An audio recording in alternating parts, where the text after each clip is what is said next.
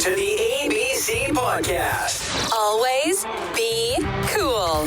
The show where your hosts, DC and BK, showcase your local business and real estate pros going gangbusters in leadership, community involvement, and just being cool. Here are your hosts, serial entrepreneurs, mortgage experts at Summit Lending, and partners in crime, Darren Copeland and Bobby Kerr. All right, everybody, it's the Always Be Cool podcast, hanging out with your hosts, Bobby Kerr, Darren Copeland. What's up, everyone? We're really excited today. We have a special guest. We have someone who's no stranger to media or TV or audio or anything like that. We've got Michelle Bogowith. All right, everyone, here we go. Fox 4 meteorologist here in Kansas City at the age of 7. She started her fascination with weather. Oh, yeah. She's a double major from MU in 2008 in meteorology and communications. She got her start at KOMU TV 8 in Columbia. And in 2010 and 2012, she won the Best Weathercast Award. So way to go. That's amazing. She joined Fox 4 in Kansas City in 2012. All around cool person, Michelle Bogowith. Welcome to the show. Thanks for being me, guys. here. Yes. This is my first podcast. Is it really? Yes. But you've been on thousands of recordings, yes. right? Oh, yeah. So this is no big deal. Well, that's cool. That makes us feel good. I don't know. This is like, fun. you sure this isn't like the top of the mountain for you? I think it might the be. Always Be Cool. The side of it's I've reached my peak now. Right. It's Bobby and DC working for you. Didn't you know that? Working for you. I see what you did there. I like it. That's good. That's good. All right. So with your bio, Michelle, that you provided to us, I'm just going to skip the bio. I'm going to go to your Twitter profile, right? Because you're pretty active on there. And I love in your bio, you've got world traveler, sports enthusiast, of course, St. Louis native, calling Casey home. You got some stuff about the kiddos. But I love this one, adrenaline junkie. Yes. So talk to us a little bit about that. So we've got meteorologist, adrenaline junkie. Yes. Go. Well, I must add also that the adrenaline junkie is what lured my husband in. So that's how I hooked him on the first date. That's the hook. Nice. Yes. So I have a passion for doing fun, wild, crazy things. Love it. I am the one, I was always the yes person. So so if my station's like, hey, you want to go skydiving with the Golden Knights and the Canadian Skyhawks? Yes, I do. Do you want to go fly with the Blue Angels? Yes, I do. I love the adrenaline rush. I have a slight little need for speed. So I do enjoy that just a little bit. That's amazing. But anything wild and crazy, I think I've done Over the Edge for different charities here in Kansas City. And then also when I was in Columbia, probably 3 or 4 times at this point. I've been down the side of Arrowhead at least twice here. Have you really? Wow. Yes. Wow. So even though I'm a little nervous when it comes to heights, it all goes away once I'm in that moment. Do you and just doing something fun. do you propel down the side of it? Yes, I did. That's amazing. I love it. Yes. So that's where the adrenaline junkie, I guess, comes out in me. I've kind of tamed her a little bit after having 2 kids. It's like your alter ego. Yes, yes. I've tamed her, Yes, right? I have. She only comes out for bachelorette parties and Blue nights Angel out. flights. Yes, nights out. So, but yeah, no, I just have a passion for just doing fun, cool stuff that normal people just would be like, yeah, no way, not going to do that. Well, I think it probably ties in well with the fact that you're a meteorologist, and maybe talk a little bit about kind of being a storm chaser. And again, this all just kind of ties in together. Yes. And you kind of have to have a little bit of an adrenaline junkie in you to be crazy enough to chase tornadoes here in this part of the country. So I grew up, on the other side of the state, and tornadoes, I mean, that was a fascination as a kid. I would be the kid standing outside with my dad on the deck while the sirens are going off. My mother's screaming at us from the basement and bringing my brother downstairs, and there's me and my dad just looking up like, ooh, like, check out that cloud. Like, that's so cool. So I knew going into this, I wanted to go into the broadcast side of things from a really young age. So just to kind of backtrack just a tad bit, when I was 7, yes, I saw that water spout in Gulf Shores, Alabama. That propelled things forward. When I was 7, I also got to tour Fox 2 News in St. Louis. So that's our sister station. Okay. I did that as a Girl Scout. So I got to meet the chief meteorologist. He was the chief there for 40-something years. Oh, wow. And just retired a few years Were you just ago. in awe, like meeting Yes. this guy? I got one of the weather mat printouts, and he signed it, and I still have it to this day. And I literally awesome. always keep that with me to remind me of where it all kind of started. Right. And then you both will know this quite well. Twister came out. Yes. Yeah, 95. Yeah. So that just really sent things over the edge. And that also kind of contributed to me wanting to storm chase. So for me, when I was in Columbia, I never got to do it because I always had to be the one on air when the severe weather was breaking. Right. But coming over here to Kansas City and kind of working my way up the totem pole, being the youngest person here back in 2012, and then kind of becoming a bit more seasoned, if you will, at the station, I got to do a little storm chasing. And what was it? 2019 was the Linwood tornado. Okay. That was May 28th, and that was one of the crazier years that we had with severe weather. We hadn't had a crazy weather year since 2011, 2012. Right. So I chased that tornado.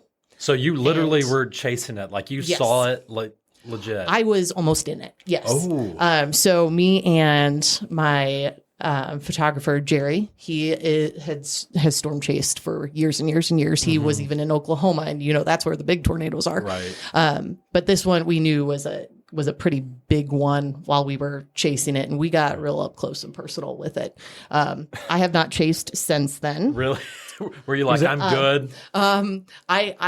I saw probably the biggest tornado I'll ever see in my life, and I think I'm good at this point. Wow. I would imagine your husband, Gary, is like, maybe we don't do that again. Yep. Yeah. Yep. That's what I got told. He was like, you had me in tears when you were on air because I could hear it in your voice that you were genuinely like kind of scared and like, this is not a good situation. Right. Like, whoa, this is much bigger than what we're realizing. And those things can turn instantly. And it was rain wrapped. Didn't you see Twister? And didn't you see that dude go up? Yeah. So, it was a mile wide almost. God. So, that was a big tornado. But yeah, I really, truly enjoyed that. I was very passionate about storm chasing because I feel like, yes, you can give the information out on air, but to actually see it and visually show that to viewers so they understand like this is serious.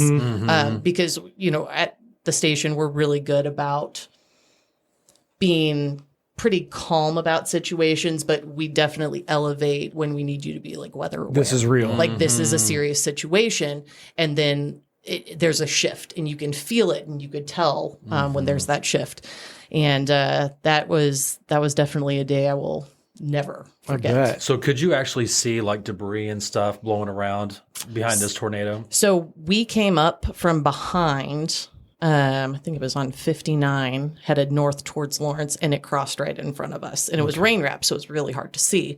But those winds got really intense and really crazy. And we chased it on the backside, which we were just kind of like in the debris of everything, the rain. And we went through Linwood, and we were one of the first people to drive through Linwood following that. And there was debris falling from the sky. I mean, there were horses literally walking in the middle of the road. There were houses totally flattened. It was, I had like flashbacks to like Joplin. And I covered Joplin pretty extensively. We'll talk about that for sure. Well, I think what's cool, and I kind of liken it to sports, and follow me here. So I think as a player for a sports team, when your coach has experience in actually playing the sport as well, I think it's a lot easier for people to relate to that particular coach. So when I'm watching you on Fox 4, it's like I could tell, like you've done this, you've been in it, and so I trust you more. I enjoy you more because this is authentic. It's not like you've never left the studio, right? So I think I kind of liken it to be the same type of situation. So I think it's good that you've done that. I also think it's probably good that you don't do it anymore. Yeah, I'm good. Yeah, for sure. Passing that along to someone else. So Well, and Bobby has a good point. There is something to, you've been there, done that, right? Yes. You've had boots on the ground, you've chased the tornadoes, you've done all that. And now people have that, they can just jive with you when you're watching you on TV, right? Because I remember growing up and, as a kid, you're watching, whether it's a sports anchor or weather person, they're just like a big deal, right? Oh, yeah, I remember. Every single day, right? And then you get older and you're like, that person's still on TV? How's that possible? But like my grandparents growing up, I mean, it was like morning, afternoon, at night, man. They were all over it. Oh, yeah. For sure. Well, you talk about adrenaline, right? So I've got a question for you. Yes. So do you hope for uneventful weather patterns, or do you like to see kind of weather systems and events more often because it gives you that adrenaline rush, even though you're not necessarily in it? So I will word this very carefully. I do enjoy very active weather. I don't like it when it's destructive to people and property. Yeah. That's where, you wish all tornadoes could just be out in the middle of a field and it doesn't do any damage. But seeing a lot of that firsthand, like raw damage following a tornado, that really hits you pretty hard. Yeah. So for me, that's my passion. That's what I love. That's why I am living out my dream right now. Right. I don't like to see the destructive side of Mother Nature. You but don't like is she fascinating. Yeah. You don't like to see people hurt. No. So we spent a lot of time down in Phoenix, Arizona. Do you think those meteorologists down there just get super bored about the same thing over and over? That's a good question, actually. Right? Like we joke around that all the time because like it's sunny, and hot. There's just a 10% chance of rain. It's never going to rain, but they'll throw in a 10% chance of rain in there. But I mean, it's just so monotonous. Would that just get old after a while? I wouldn't be able to do it. That's why I'm here. Okay. That's why I'm in the middle part of the country where we get all 4 seasons, where we get the fun active weather. Exactly. And it keeps you on your toes. I mean, who wants to go to work and do the same thing over and over? Not me. Yeah, like, God, no. goodness gracious, I would lose my mind. Right. So I like a challenge. Absolutely. And it's a challenge here. I like do you ever that. Some days more so than others, I suppose. I had on one of my questions here for you, Michelle. Do you ever get phone calls from kids in school trying to bribe you to cancel school or make it a little bit worse than what it really is? Now she will. We have had some kids call the station. Really? Hopeful. Like, hey, is school going to be canceled? Yeah. That's awesome. And then they'll reach out because kids, younger and younger these days are on social media, and they're like, "Can you cancel school? Can you make it snow?" My neighbors, even some teachers are like, I could really use a snow day today. Right. Well, man, I just remember being a kid, again, pre-internet, right? You get up on a snowy day, you turn on the weather, and you are just glued, right? Yeah. Right, like, please. Watching the scroll. Oh my God, I see Lee Summit, I see Green Valley, I see Independence. Where the hell is Blue Springs? Right. Come on. Right. And then you got to wait for it to re-rack all the way through. And you're like, there it is. The ticker tape going at the bottom of the screen. Wow. So you talk about Fox 4. You've been there over a decade now, right? Wow. This has been your only really home in Kansas City is working for Fox 4. Yes. Like you are, we're going to toot your horn for you. Like you are very, very good at what you do. You've built a great following. You have a lot of people in this town that trust you and the rest of your team, right? Not only in the mornings. I have a great team. You do have a great team. And so I kind of want to talk about that. Yeah. What is it about the Fox 4 team that kind of keeps you guys so tight-knit? Because, I mean, you guys have been there for the majority, a lot of you together for a very long time with Abby, and Karli. So, like, what is it that makes the team so special and that keeps you here in Kansas City and also with this particular team? Well, I'll be honest, and I don't think this is any secret. I wasn't planning on sticking around here all that long. I figured I hear that a lot. I figured I'd do maybe 1 contract, maybe 2, and then like time to move on, move up. Let's keep going to a bigger city. My way up. Yep. Because my dream was to be on the Today Show in New York City or something. Right. Not anymore. But I think for me, getting to know these people day in and day out, I mean, I spend more time with these people than I do my family most days. I spend my whole morning with them. I'm not at home with my kids and my husband. These are people that I have developed a strong relationship with over more than a decade, as you had mentioned. And there is a friendship and bond between us because of what we do. And even, like from a mental standpoint, like there are days that are tough in the news business. And you really have to like lean on one another to kind of get through those tough news days. You have to trust people on those very active weather days on your team to step up and do, what needs to be done to make the whole thing work. And that's from people in front of the camera, behind the camera, everywhere. There's a lot of people that you guys don't see too, that we are very close to, especially on our morning show. And it feels like a family. And I think that's why all of us continue to stick around. I wouldn't be doing this. I wouldn't be waking up at 2:00 in the morning if I didn't truly feel like this felt like family, like home. Well, if you're getting up at 2:00 in the morning, which you are every day, and I'm glad you brought it up because that was going to be one of the questions. Like, this isn't you roll out of bed, you show up.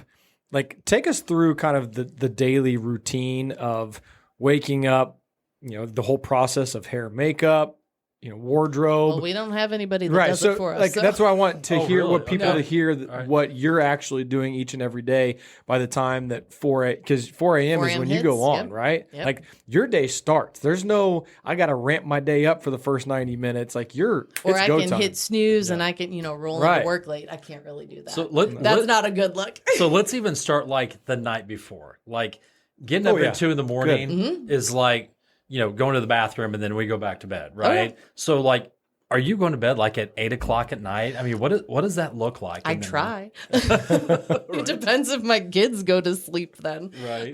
But no, I usually put my kids down and then I head to bed myself. And sometimes it takes a little bit longer to wind down on some days than others.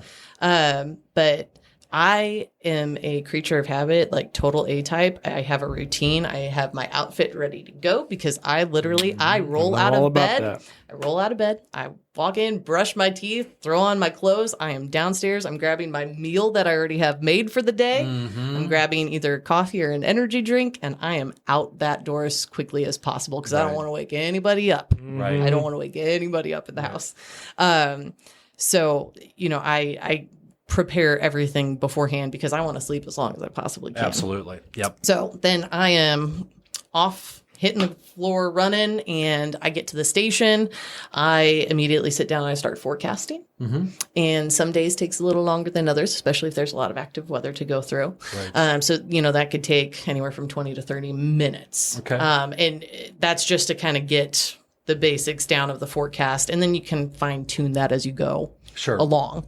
But I mean, every graphic that you see behind us, we have to put that together. Oh, wow. We build all that stuff. We input all of our data into a file system that we can at least auto-populate. Like a template. Yes. Yeah. Auto-populate some of the graphics, which helps in the morning. And then, you got to do your hair and makeup and get yourself all ready to go and be bright. And you have to do that yourself? Really? Okay. So they don't have the hair and makeup people that are ready. Right. I wish. I'd be half asleep or falling asleep in the chair. That's the only problem, though.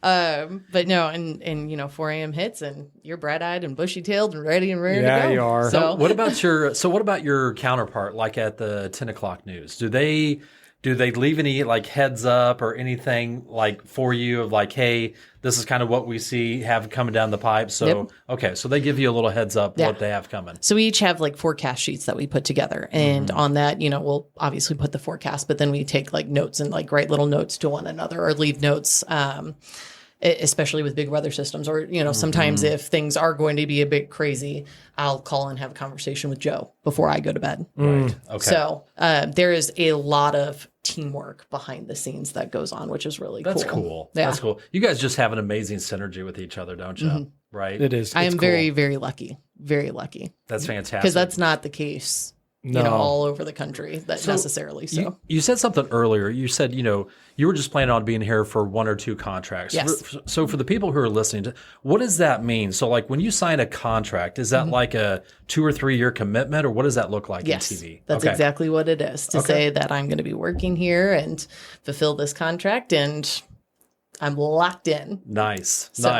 So if some big city comes in, you say if it's New York that comes in and they want to offer you a job, do they have to buy out your contract? Probably. There's a lot. There's a lot going on. There's a lot going on there with that. If somebody wants to do that, some people do that, and I've seen it done before. Some stations are just a little different in how they do things, so it just kind of depends on ownership and the station and whatnot. Well, it's really cool to hear your story, because coming in here, you were kind of looking at Kansas City as a stepping stone, and now you're like fully entrenched here. Right? Oh, I'm not going anywhere. Right. You've got your roots here, and I'm sure there's a ton of listeners, that because people like to see familiarity when it comes to the TV personalities, right? Yes. Right. It's kind of a normalcy in their life. So, if they get up between 4 and 6:30 in the morning, they expect you to be there. They're gonna see and if Michelle you're not, there. they ask where you're at. Yes, DC, exactly. That's a perfect segue, because I just wrote down on my notes something about this very thing, and I want Michelle to talk about it. So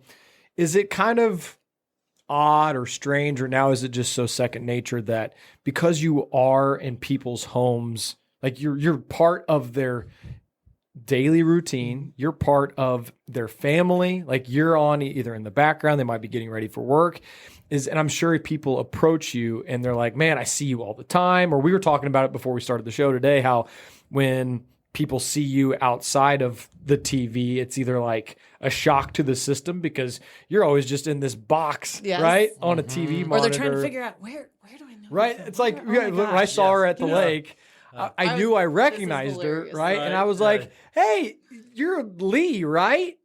From Ameristar. And she was like, no. What? And I go, oh, God. I said, I know you, though. How do I know you? Because it was like, we were like 100. He called you someone else. I did. I was like, I have no idea. We were like 100 yards away, and she was like, do you watch Fox 4? And I'm like, Michelle, how you doing? Got it. Sorry. You want to be on a podcast? Right. That's basically how it went, yes. Exactly. So I just think maybe speak to it a little bit about that familiarity of people trusting you and enjoying you, and that you're part of their daily routine. That's kind of a heavy thing. It can be. And, there are, I will say, many viewers that you develop a friendship with over the years. I mean, we've had weather spotters who will reach out, and I could list off several names that will call us and just check in, give us their weather report, see how we're doing. I mean, they know all about me. You have fans. They're fans. There is... many of us are basically open books, and we talk very freely on air about our family and people in our lives and each other's families. I mean, we are all very tight and very connected and whatnot. So a lot of the times, these viewers reach out and they're like, I feel like your family, and they will come up, and I've had several women, just like give me a hug. How cool is that? Yes. Yeah. And, just to see how excited they get, I'm like, I am just a huge nerd that happens to be on TV talking about weather, which is my passion. Right. And I've never looked at it like that is like a big deal, what I'm doing, at least. I will still geek out, in all honesty, to like other people on TV, like total geek. Right.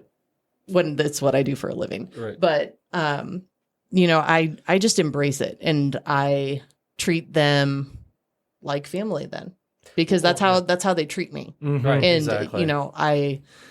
I wish I had more time to get to know everybody out there that, stops me to quick chat and whatnot. But those weather spotters, that's like, they feel like they're a part of the station, right? Like if They they're do. calling in, reporting, I don't know if they're like farmers on the outskirts of town or whatever, but that's a big deal to them. Yeah. It makes them like feel like they're a part of the show. For sure. Yeah. Yep. That's really cool. You brought something up earlier, and it's not necessarily a positive thing, but I think it's part of your story. And you mentioned something about the Blue Angels, and I think it was back in 2015. You had the opportunity to fly with a Blue Angels pilot in a Blue Angels jet, right? So for me, this story was kind of special because my second cousin Admiral Doug McClain flew Blue Angels from 87 to 1990, right? That's So awesome. I grew up going to all the air shows, watching my cousin fly Blue Angels, right? Very, very special. And so I know that you had the opportunity to do this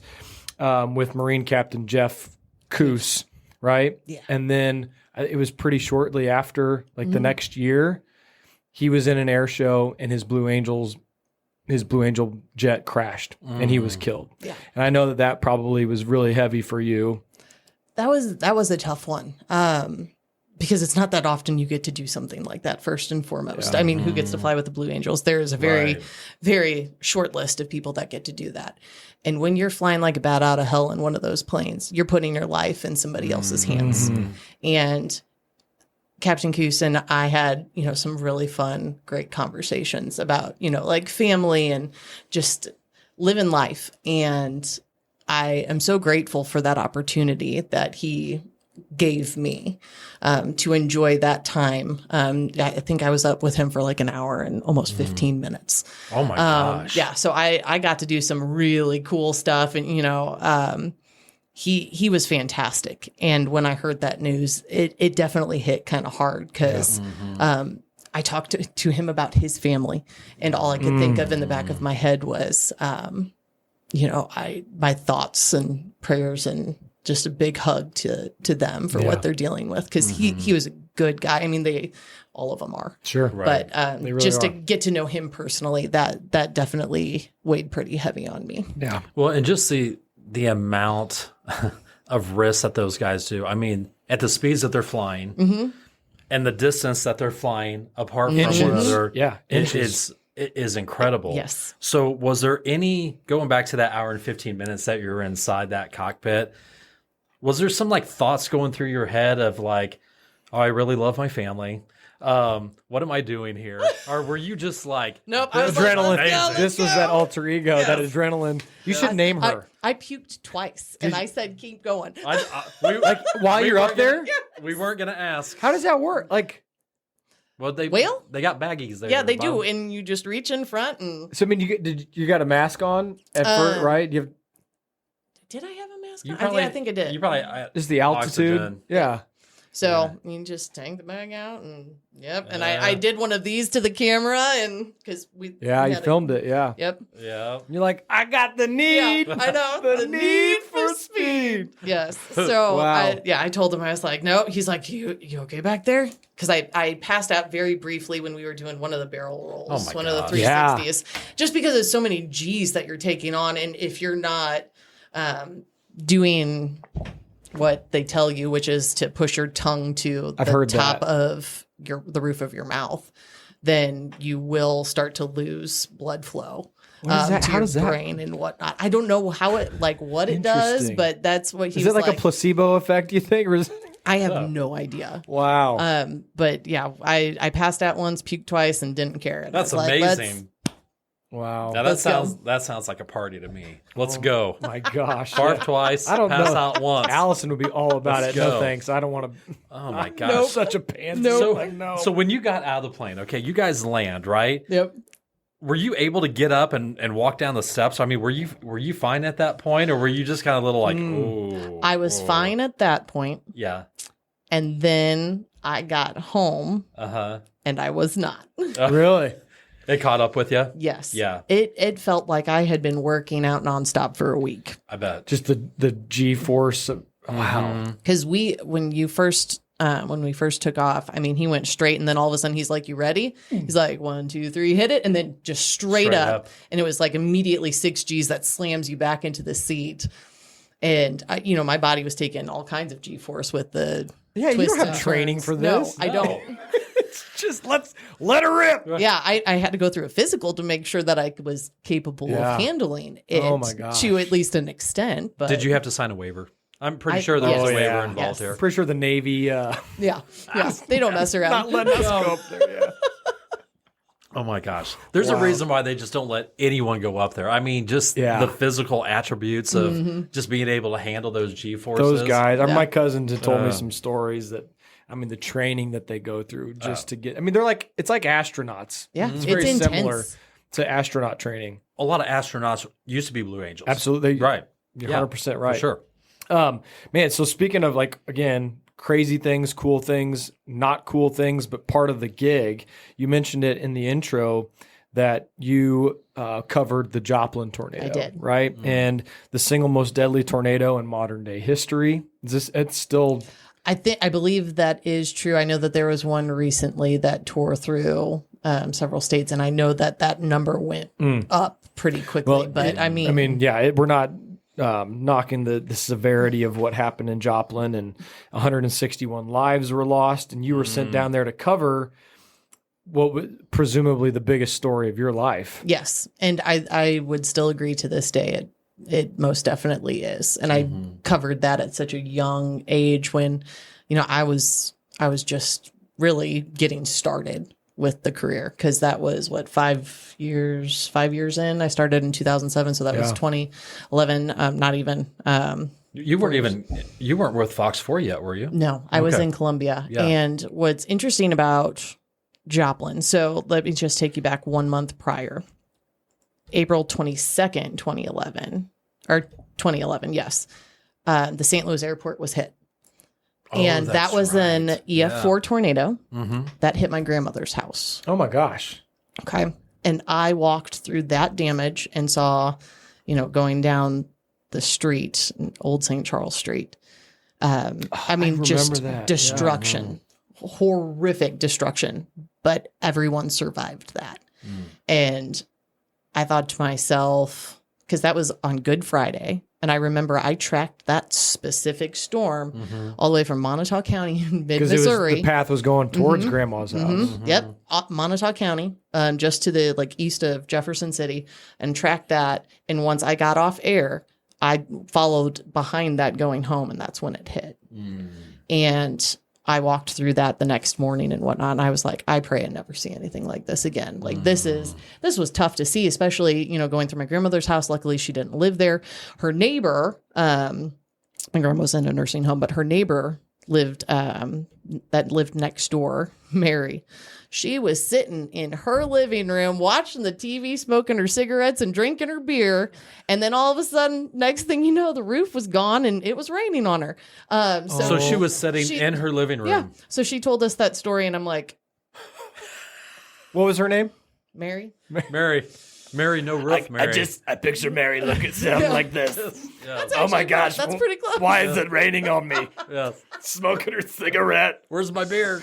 Oh my goodness. But, so that happened. And then flash forward literally 1 month, May 22nd, 2011. And I was on air. We were covering tornadoes going through central Missouri.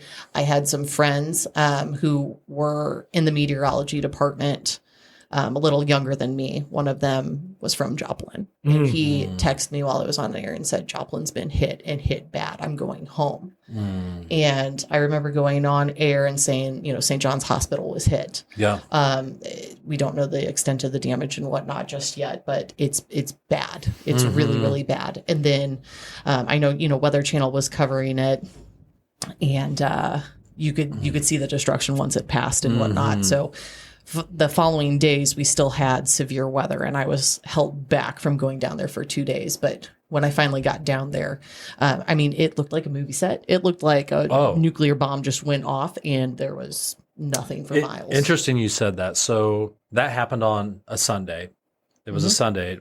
We were at church, and it hit, and then all the churches started organizing volunteers to go down. We went down about a week or two later, and the hospital was out in the distance about a half a mile that we could see. And we were helping, clean up, do whatever. But it's exactly what you could equate to a nuclear bomb going off. And this is like a neighborhood that had 100-year-old trees, grass, houses all over. And it was just leveled, gone, like completely gone. Right. It was, you can't even describe what that looks like to people. Like it blew us away. Yeah. Your brain can comprehend things and understand like this is bad, but it doesn't like truly hit you until days later, weeks later. Yeah. Kind of how bad things truly were. Yeah. And I continued to cover that for a year following the tornado because we wanted to make sure Joplin stayed in kind of the limelight and got the aid and help that they needed.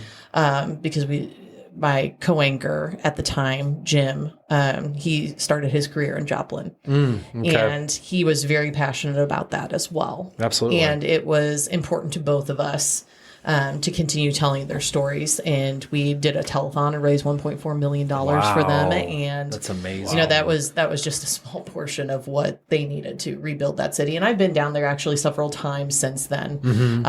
And it's weird to see how far they've come. It's incredible, but it's so eerie. Yeah. It is so eerie because you can tell right where the tornado went through because it's all new trees. You know, there's no canopy, beautiful canopy that they used to have. And it's changed so much, but for the better. And I got to go through the high school actually. And they rebuilt Joplin High School and it is incredible. Nice. It is so... It is an extremely safe structure now, and they have a tornado room for all students to go into. That is EF5. That's pretty incredible. Safe. Yeah, because didn't it move St. John's like 3 feet off the foundation? Yes, it shifted it off the foundation, which is unheard of. It's unheard. Yeah. That's crazy. Wow, that's crazy. We had another guest on the show several months ago. His name was Stan Hayes, and he is the CEO and founder of Operation Barbecue Relief. They do a lot of good work. They do a lot of great work all over the country, not just for Missouri and Kansas. But he shared a lot of stories about that day and the weeks and months that followed, because he literally, that day happened and he just loaded his crew, loaded his trailers up and said, we just need to go down and start feeding people. Like, it doesn't matter, because what Darren and I learned was there, unfortunately, is so much red tape when it comes to something like that, to where, like, you're not supposed to be able to just set up and start feeding people and offering relief. Like, who gives a crap? Like, but there is red tape. And he said, we're not going to mess with it. And they just set up shop and they started feeding people and drinking people, you know, and giving everything that they could. But they were down there for weeks. And then all of a sudden he starts calling his other buddies across the country, and people were driving in from Florida and California and Texas and New York trying to do the same thing because the devastation was just so terrible. Well, wasn't that one of the main things that really got them kicked off as far as what they do? Like on a grand national scale, what they do right now. Yeah, because they got a lot of national exposure, and they said, man, look at this company out of Kansas City, or this organization out of Kansas City doing this great work, and they brought in all these other cohorts from around the country. Right. So yeah, it did help Stan in the operation for sure. That's pretty wow. cool. Thank you for sharing some of that stuff. I know that's a tough subject. That's a tough one. Yeah, it's a tough one. Yeah, well, you know what the thing is you got a really cool profession, right? Yes. And being an adrenaline junkie and going out and doing some really cool stuff.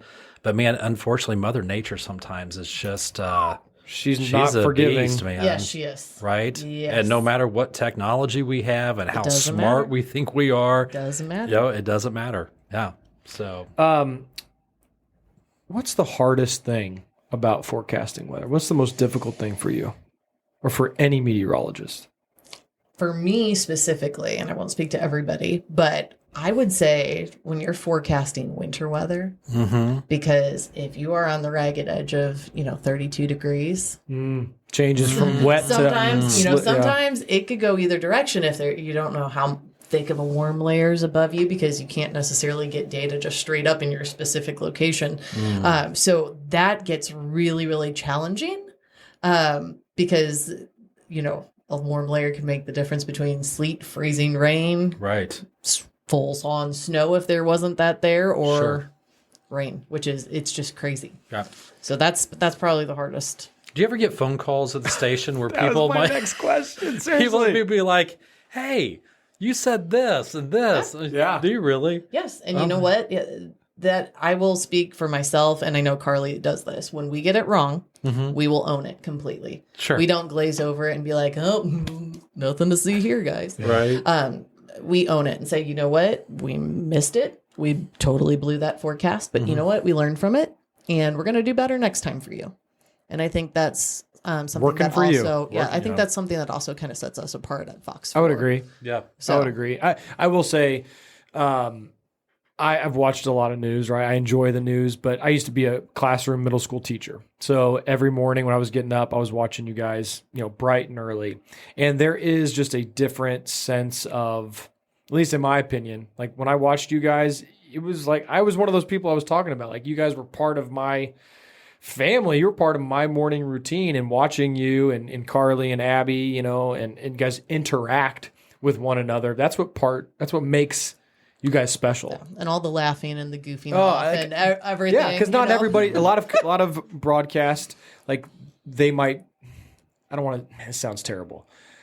Like that's a beneath them almost. Like to be kind of goofy. They try to be professional. And here's the deal with us. And, Fox 4 can be an acquired taste, I suppose.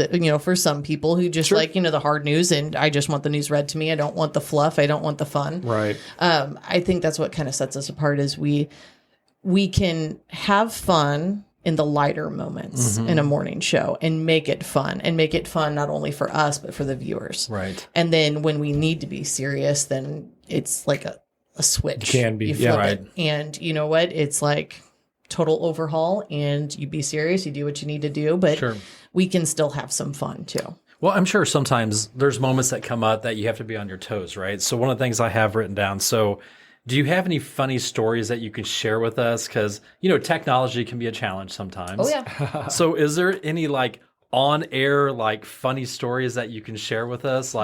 Maybe you didn't know you were on air and you were talking about something? No, or that happens all the time. Hot mic.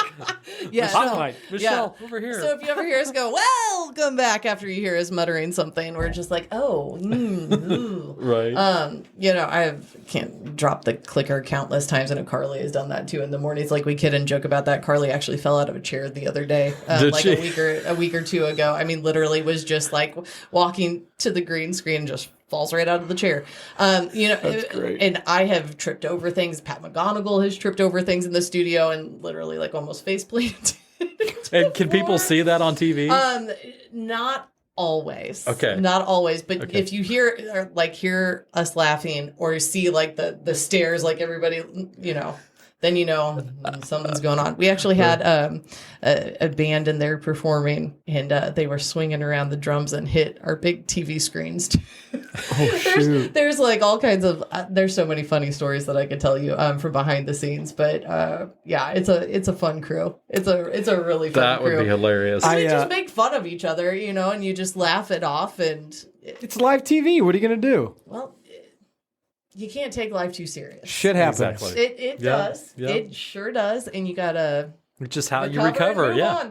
Recover. Hey, it happened. And you know what? At the end of the day, I think some of the watchers actually kind of appreciate that. I think so. Because that makes you more human. Yes. Of hey, we make mistakes too, right? We're not perfect. Yeah. Yeah. I'm a musician too, and so I've done some stuff with Fox 4. I've done several interviews, and last year I went in there. So I have a Bon Jovi tribute band. Mm-hmm. I saw that. And so I was in there and I did a live spot where I played a couple songs live and did an interview to promote. I think it was maybe for Santa Caligon or something. Okay. And it was in that one of the back rooms. I've never been in the newsroom, but it was in a smaller recording room. Mm-hmm. It was so flippin' hot. I was sweating you were in Studio B. So bad. And so I guess my question is there's no temperature control in that building. Hopefully you guys have been around for so long. My God, I was sweating through everything, and I'm like, oh, this is going to be terrible. It's probably back from the 1950s or something back there. No, there are times. Well, it is. They still have the what is it? The nuclear bomb shelter. Yeah. There's kidding. I saw a sign for that in there. It's been there for forever. Wow. So yeah, the heating and cooling, we can't always get that right in the morning. So sometimes if you see us wearing short sleeves in the middle of winter, it's because it's blazing hot. Makes sense. So that's when we go Studio B. Yeah. Yes, go warm up. For sure. Yeah. Cool. Hilarious. Man, DC, do you got anything else that you want Michelle to cover? I've got a couple. We'll do some kind of fast break stuff. I got your fast quick fire questions. I think we're good. Is there anything specific like that you'd like to promote out there that you're trying to get the word out for? There's nothing super specific, but I will say this. I know that now that we're kind of post-COVID and we've moved past that and whatnot, we're starting getting back doing the school visits with the kids. Yeah. And that is one of my favorite things to do is get young kids excited about science and math. Yeah, because you're a big STEM. I mean, obviously. Oh, yes. Just to get them excited about, the possibility of careers in STEM fields. So I love going and talking to kids. Sure. I honestly would do that half of the time I'm working if I could. But I was in elementary school and we had a meteorologist come talk to us, and that's just like a cool experience. One to be like, oh, they're on TV, like they came to my school and I learned about all these cool things. But I know that we're getting back to doing more of that. So if there's any teachers out there listening or anybody who wants us to come do like a school visit, I know that we're going to be doing more of those coming up. So if a school administrator or a teacher wants to contact, like I know we've got your contact information, we'll say it. Should they just go straight to you to start setting it up? They can. Otherwise they can go on and they have like a contact form on our website, foxworthkc.com. Cool. Because we know quite a few people in the education field. They would love to get that set up. And they're fun, and kids, man, do they have some fun questions that they so how old are you? Are you married? How much do you make? Right. Do you drive a Corvette? Stuff like that. That's awesome. Okay, cool. So we got a couple of rapid fire questions before we go here. All right. Favorite TV show or movie that was like news/weather related? Oh, that was news or weather related. Favorite because we've had show? Obviously there's lots of shows that were like news. Like mine, I'm watching Morning Show on the Apple channel right now. I love that one. Oh yeah, Anchorman's my all-time favorite. Anchorman. That's it. I love Lamp. That's right. Anchorman is a good one. I mean, I already told you Twister. I mean, that kind of is takes the cake. Right. Because couldn't you really strap a belt around your wrist and put it around a pipe, and then it'll lift you up and you can see the center, like the inner part of it? Does that happen? No. You want to try it? We'll get Helen Hunt in here. But I love that. Yeah. I love that movie, though. It is a great movie. It's a great movie. It is so inaccurate in so many ways. And if you took shots every time something was inaccurate, you'd be hammered. Right. I love it. You know what's great about that movie? Lots of stuff. But that movie was the coming out party for the new Dodge Ram. So the red Dodge Ram. Yeah, the red one. So Dodge teamed up with Paramount or whatever for that movie, and that was the first time ever that new model had been seen anywhere, and that changed the game. Yeah. Everybody bought red Dodge Rams after that. That makes sense. Yep. Was that makes Dorothy sense. on the back though? Yeah, probably not. We got Cal. All right. Let's see. Biggest challenge for a meteorologist on a daily basis. I would say probably thinking of new and creative ways to tell the weather story, because you can get in a rut, especially when the weather's very boring, and you don't want to get bored yourself, because then if you're getting bored, then your viewers might be getting bored. So trying to figure out different unique ways to keep people's interest and hold people's interest, especially when you get in one of the patterns, like the crazy heat wave we had with the nasty humidity. I mean, all you can do is just empathize and sympathize with your viewers at that point and have some fun with it. But, when you get in these ruts, you just got to figure out a way to make it fun and interesting, or a little more lighthearted for the moment. Exactly. For sure. Okay, last one. Okay. Worst or most embarrassing on-air experience you've ever had?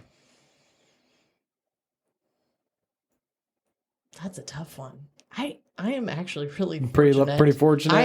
I am overall pretty fortunate. I've had not the case for other people. I had my old chief weathercaster in Columbia. He was on air and he asked a little boy at the fair if his daddy bought him that ice cream, and the kid started crying and said he didn't have a dad. That was That was one that's like a movie. Out. Yeah, that's one that sticks out. And was it live? Yes. Oh no. Oh my gosh. Yes. I've also seen the sprinklers come on during live shots before. That's been fun. There was a student in Columbia. The sprinklers came on in the middle of the live shot. And then just like slips of the tongue, like people just saying the wrong words sometimes. Colorful things. Yes. It's just like blah, right. Total word vomit. And you just have to keep going like it didn't happen. Yep. Yeah. I love it. Or try to keep a straight face. Yes. That's all. Well, hopefully none of that happens to you moving forward because you've got a great track record. Man, Michelle Bogowith, thank you so much for joining the show today. This was a lot of fun. You did great on your first podcast. Yeah, Thank you. hopefully it was a good experience for you. So, guys, make sure to catch her daily on WDAF Fox 4 in Kansas City, weekdays from 4 to 6:30 a.m. Catch her on Instagram at Meteorologist Michelle Bogowith, at Facebook Michelle Bogowith Michelle Bogowith WX. Is that like an abbreviation for weather? Weather. Got it. There you go. You can email her at michelle.bogowith@fox4kc.com. Teachers, administrators, reach out to her, have her come in and talk to the kids and get them fired up about STEM and weather all around. Guys, this has been the Always Be Cool podcast, hanging out with your hosts, Bobby Kerr and Darren Copeland, and today's special guest, Michelle Bogowith. Be sure to subscribe and leave a 5-star review wherever you listen to podcasts. Find us on Instagram, Facebook, or YouTube at Always Be Cool Podcast. Take care, guys, and always be cool. See you guys. If you are hearing this message, you've listened to the entire episode. And for that, Darren and Bobby thank you from the bottom of their hearts. They hope you enjoyed this new episode. And if you did, please leave them a review on Apple Podcasts, Spotify, or wherever else you're listening. Please share this episode with others who may be interested in our community. Also, feel free to let DC and BK know which business or community leaders you'd like to see covered in future episodes. Get in touch in the comments or on social media. See you next time for a new episode. And remember, always be cool. This podcast is powered by Summit Lending, NMLS number 1850081, Equal Housing Lender.